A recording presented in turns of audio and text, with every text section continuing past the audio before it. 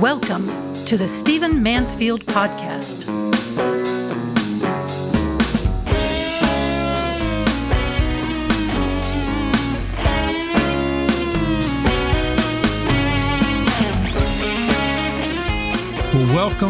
Welcome to the Stephen Mansfield Podcast, where we explore our times through the lens of leadership and faith, through the lens of character and history.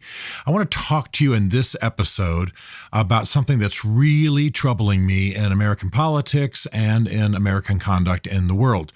And it's something that is going to affect this upcoming election. It's affecting the way people grapple with who to vote for, and it's affecting party loyalty. There's a realignment happening in America, and this is fairly critical. And it's the area of foreign policy. Now, I care a little bit more about foreign policy than most Americans. Part of it is that I grew up abroad. Part of it is that I've studied foreign policy academically. I've also been involved in sort of informal diplomatic work in my adult years. And, met with kings and prime ministers, and I've told those stories on this podcast many times. But let me zero in on one particular moment that created a crisis for me. Not so much a crisis in the immediate moment, a crisis of life and death, but a crisis of values. I was in northern Iraq, what we call the Kurdish Regional Government, the KRG in northern Iraq, meeting with the Kurds. It was October 2019. And doing the work I normally did, doing, diplomatic things, helping the Kurds, meeting with my friends, people in leadership, etc., all the things we normally do that I've described before in this podcast. And all of a sudden, overnight, while I was there in northern Iraq, Donald Trump deciding overnight, without having really consulted his generals, decided to pull U.S. troops from northern Syria. Remember that there was a civil war going on. U.S. troops were protecting the Kurds and were keeping the peace, and also working in league with our NATO allies, the Turkish on the border. Well, quite literally, almost overnight, the decision was made overnight. Donald Trump decided to pull U.S. troops from the area in which they were providing a protective perimeter on the southern border of Turkey that protected the Kurds. And so I was only on the ground, by the way, on this particular trip, 3 days. I rarely do days that short. It takes almost 2 days just to get into northern Iraq. But I was only on the ground for 3 days. And yet while I was there, American troops began leaving, and Turks began pouring over the border and killing Kurds, which is often what happens. The Turks are, despite the fact they're our NATO ally, the Erdogan government, the official government, dislikes the Kurds.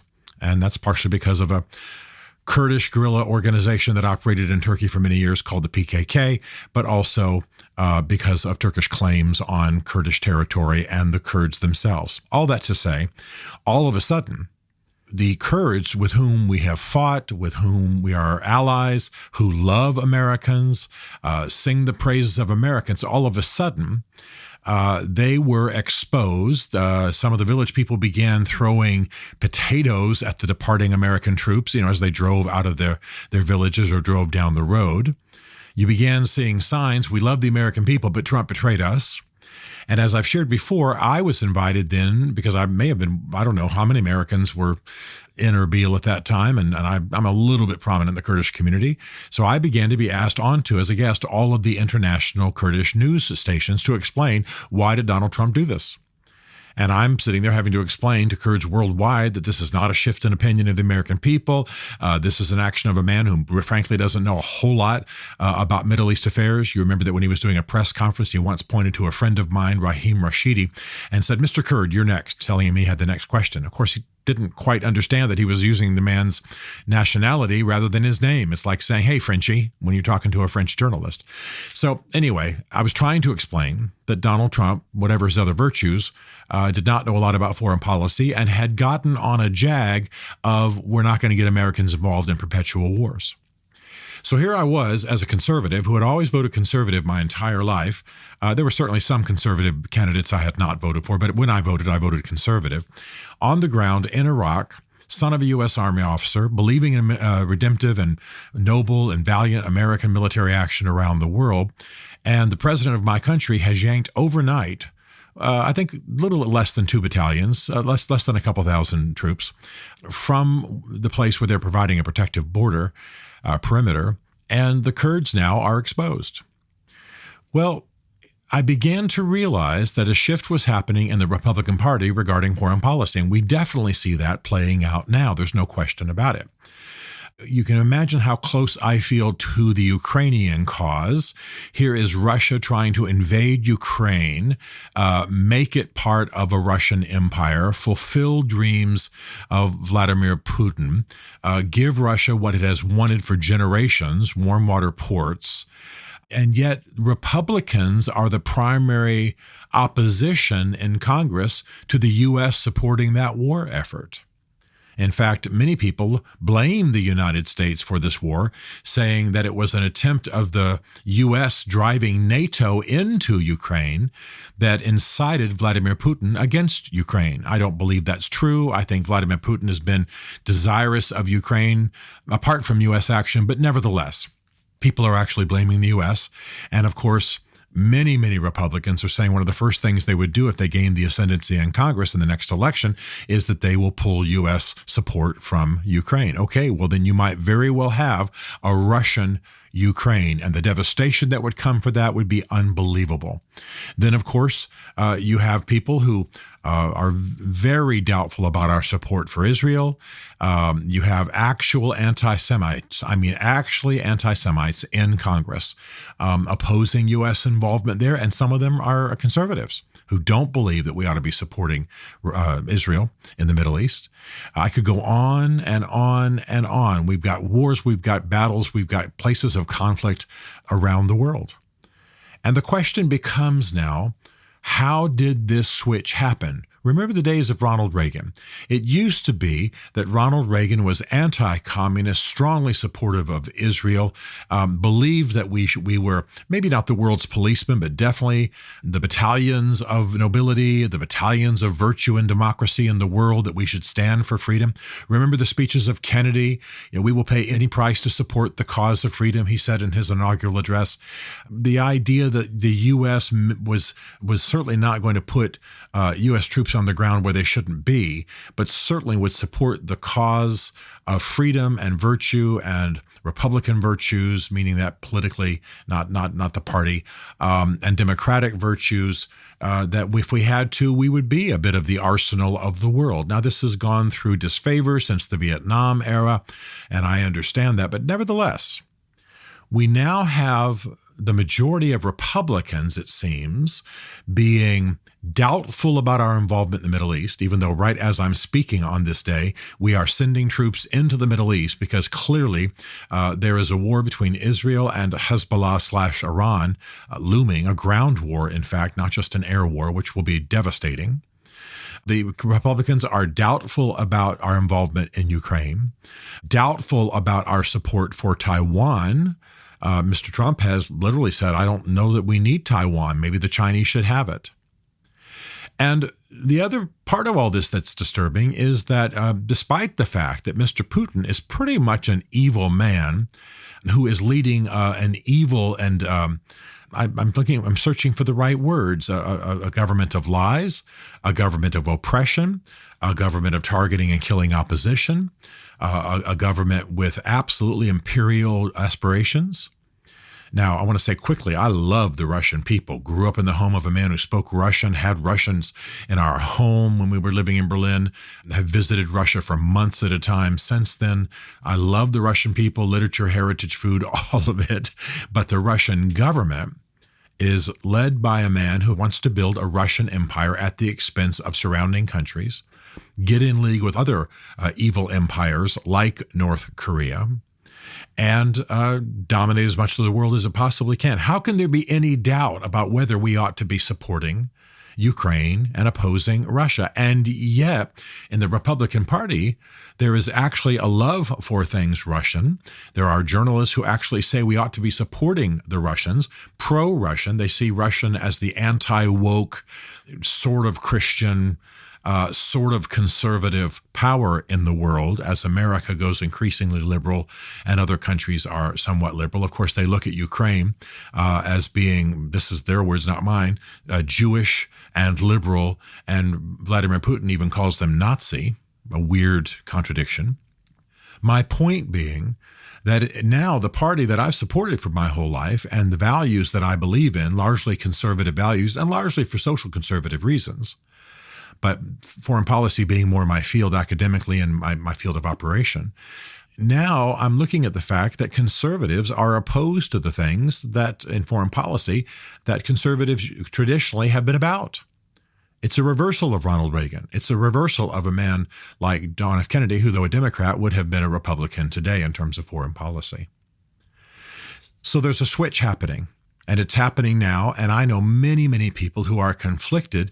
They don't want Kamala Harris's / Democrats' social values, pro-abortion, etc. However, they also don't want what apparently are the rising foreign policy values of most Republicans. They don't want to pull out of Ukraine. They don't want to, under a banner of no perpetual wars, pull U.S. troops and U.S. support from noble causes around the world. We are the world's policemen. We are the largest military in the world. We can't suddenly get up and abandon our allies just because we want to, allow the ledgers to balance overnight. We can't just betray our friends. I mean, the Kurds were some of our best allies in the Middle East. People made speeches, some of them at my urging, that the Kurds are the way we want the Middle East to go. They fought with us. They stood with us. We stood with them. They loved the American people. And yet we betrayed them. And we betrayed them because we didn't want to leave a few thousand troops on the ground until the deed was done. And then, of course, we're believing Russian propaganda about Vladimir Zelensky and about Ukraine. And so now it's some kind of liberal Jewish, neo-Nazi thing, a weird combination of allegations. And we're abandoning them, or at least talking about doing it. Now there's a war looming in the Middle East, and Mr. Biden's administration is taking us there, but many Republicans, certainly Mr. Trump, are saying they'll finish it overnight and get out of there as fast as possible. There's almost a fear on the side of conservatives when it comes to international involvement. And I certainly understand. Listen, I had a father in Vietnam during my teenage years. I understand what it means to families. I understand what the costs are. I've studied that history. I'm aware, but I still make the case that part of the obligation that befalls us, because we are the world's most powerful military, and part of the obligation that befalls us because we are a people of those traditional democratic historic values, the ennobling values of freedom, is that there's going to be a price. There's simply going to be a price. I have a friend who's a big, strong guy, and he had to break up a fight in a mall here recently, and he got hurt doing it. And yet he said to me later, look, that's just the obligation of a big guy. If you're a big guy and you're standing there and two guys are going to hurt each other, maybe hurt other people around them, you got an obligation to get in. And I remember I was impressed by that because that's exactly the way it is with the U.S. Doesn't mean we have to sacrifice our sons and daughters. But a lot of the support that we provide for these in these wars, is drones being flown from Nebraska, for heaven's sakes. We can do it without wasting American lives. We can do it without endangering our young people on the ground for the most part. There are certainly times we got to march troops into battle, and that's what they're there for, and that's what they're trained for. And bear in mind, we got a volunteer army these days. We don't have a draft.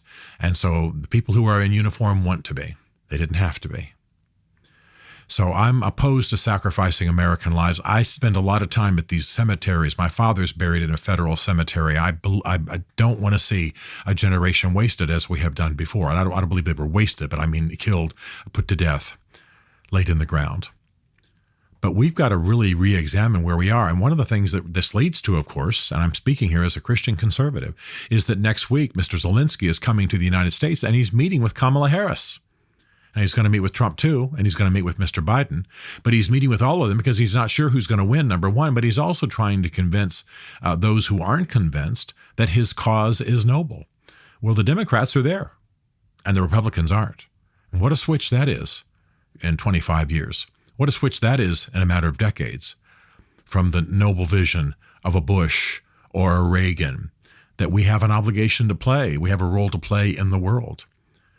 There are Republicans actually saying we'll pull out of the Middle East, we'll pull out of Ukraine, we'll abandon Taiwan, etc. What has happened? How has this switch happened? And it's almost all about not fighting perpetual wars, which I'm with, but nobody says they have to be perpetual. And let's talk about the elephant in the room.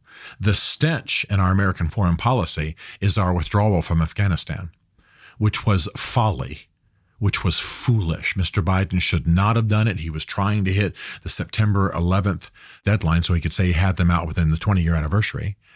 So against the counsel of his generals and wisdom on the ground, he just yanked us out. And look what we've got now.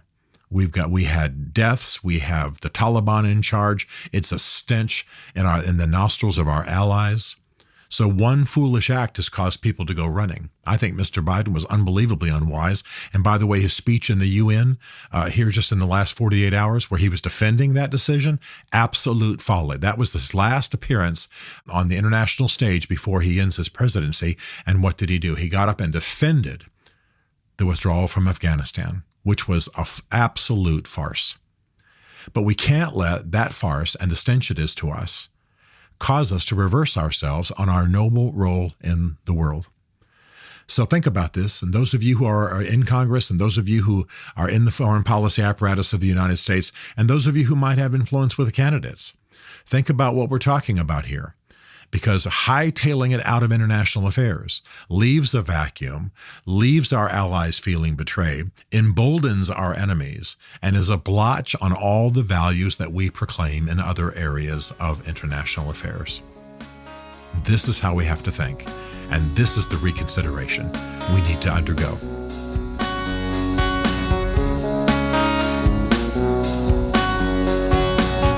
Stephen Mansfield is a New York Times best-selling author, a popular global speaker, and senior fellow for public leadership at Palm Beach Atlantic University. His groundbreaking books on faith and society include The Faith of George W. Bush, The Search for God in Guinness, Mansfield's Book of Manly Men, and Lincoln's Battle with God. Learn more at stephenmansfield.tv.